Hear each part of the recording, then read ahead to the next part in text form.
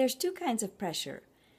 One is a functional pressure, which helps things flow, keeps things moving in a systematic, sort of gentle, sort of purposeful way, which is like the flow of blood in our arteries so that we have enough oxygen and all the nutrients we need in our brain and in our feet and all through all our organs. And we also want enough pressure so that when we turn the water faucet on, there's water comes out. Now the other kind of pressure is non-functional. It's like excessive. It can even be harmful.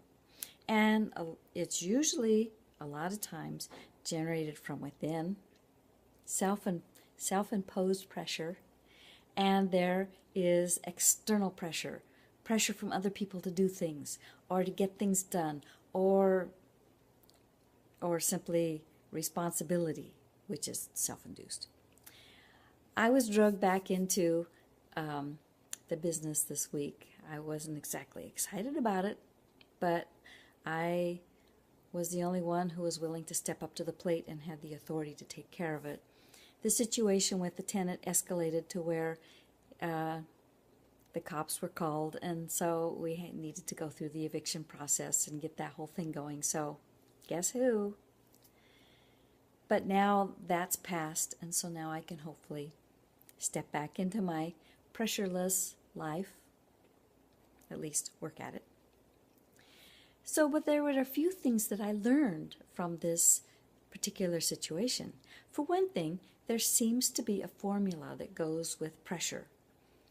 Now, pressure seems to be related, directly related, to an intention, something you want to get done, or needs to get done, or a goal you have, and the amount of time and resources you have to get it done.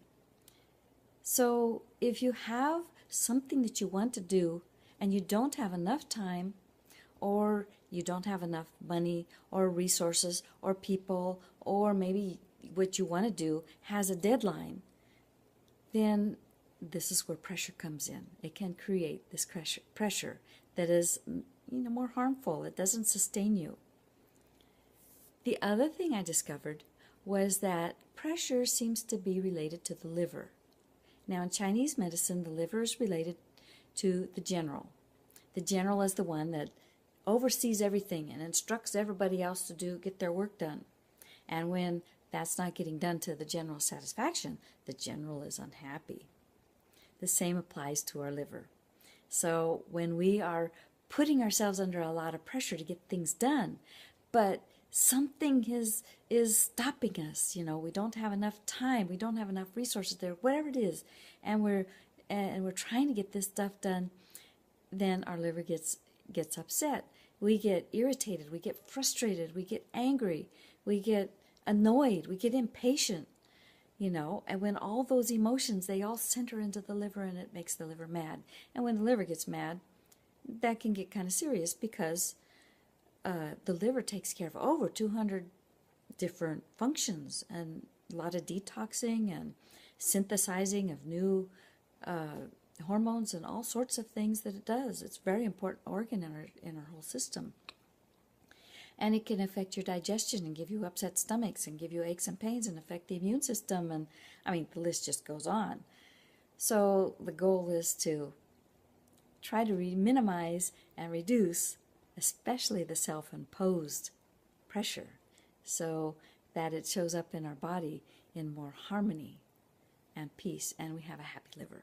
We have a happy general. This is an ongoing process. Easier said than done. I will see you next time.